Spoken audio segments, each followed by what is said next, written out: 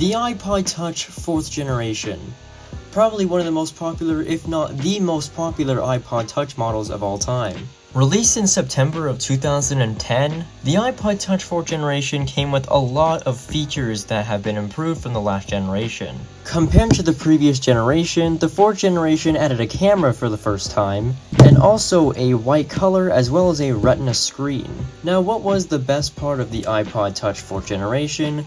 Well, I would say the higher quality screen made it so much better, as well as the addition of the cameras. Because with the 4th gen iPod Touch, it added FaceTime for the first time on an iPod Touch. Now I want to test the front-facing camera just to see how it is.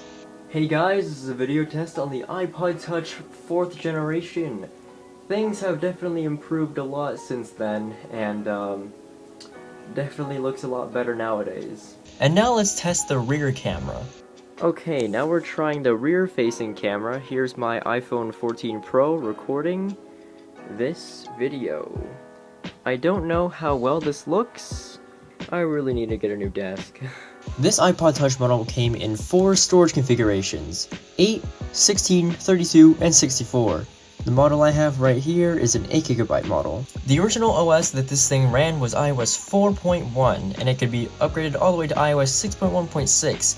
However, there is an unofficial way to put iOS 7.1.2 on this device. I don't know how to do it. Maybe I'll do a video on that. With each releasing iOS update, more and more features were added to the iPod Touch. Features that used to be exclusive to just the iPhones. Looking at the home screens, they're pretty much identical. The only thing that's different is that the phone icon is the FaceTime icon because it didn't have any cellular connectivity. Unfortunately, this iPod Touch model did not have Siri because it was introduced in 2010 and not 2011. This was also the first iPod Touch model to not be replaced after a singular year, as the iPod Touch 5th generation actually came out 2 years later. And with that, I think we're pretty much done here. So that's pretty much it for this video. If you have enjoyed, give it a like, maybe even subscribe if you're new. Let me know in the comments below what your experiences are with this iPod Touch model, or maybe any of the iPod Touch models. And I will see you guys in the next video.